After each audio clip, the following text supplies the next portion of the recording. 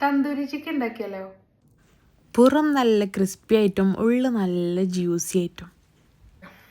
ഒരു പീസ് പൊറോട്ട, ചിക്കൻ്റെ ഒരു പീസ് മയോണൈസിൽ ഇങ്ങനെ മുക്കി കഴിക്കാം. കുറച്ച് എരിവുണ്ട്, പക്ഷേ സാധനം നല്ല ടേസ്റ്റ് ഉണ്ട്, നല്ല മസാല. അപ്പോൾ ആദ്യം തന്നെ ചിക്കന് കഴുകി വൃത്തിയാക്കി നല്ലോണം ഒന്ന് വരഞ്ഞു കൊടുക്കുക കേട്ടോ. അതിൻ്റെ ഒരു ബോണമ്മ തട്ടണ പോലെ നല്ലോണം വരെയാണ് കേട്ടോ, എന്നാലുള്ള അതിൻ്റെ ഉള്ളിലേക്കൊക്കെ നല്ലോണം മസാല പിടിക്കുക. അതിൻ്റെ ശേഷം പുളി കുറഞ്ഞൊരു 1/4 കപ്പ് തൈര്, 3 ടേബിൾ സ്പൂൺ ഇഞ്ചി വെളുത്തുള്ളി പേസ്റ്റ്, പിന്നെ നമ്മുടെ മസാലപ്പൊടികൾ ചേർത്ത് കൊടുക്കുക. മഞ്ഞൾപ്പൊടി, മുളക് പൊടി ഞാൻ കാശ്മീരി മുളക് പൊടി കേട്ടോ കൂടുതലെടുത്തത് ആ ഒരു കളറിന് വേണ്ടിയിട്ട്.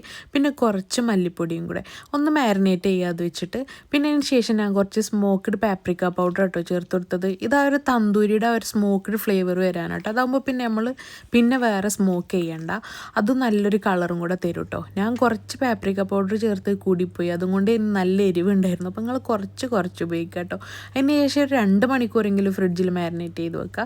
പിന്നെ ഗ്രില്ല് ചെയ്യുന്നതിന് മുന്നേ ജസ്റ്റ് ബട്ടർ ഒന്നിങ്ങനെ കൊട്ട് ചെയ്ത് കൊടുക്കുക. ഞാൻ ഓരോ സൈഡും 20 മിനിറ്റ്സ് വെച്ചിട്ടോ ഓവനിൽ ഗ്രില്ല് ചെയ്തത്. 180 ഡിഗ്രിയിലാണ് ഗ്രില്ല് ചെയ്തത്. ഇത് നല്ല ടേസ്റ്റ് ഉണ്ടായിരുന്നു കേട്ടോ. പുറത്തൊക്കെ നല്ലോണം കുക്കായി വന്ന് ഉള്ളിൽ നല്ല ജ്യൂസി ആയിട്ട് നല്ല അടിപൊളിയായിരുന്നു.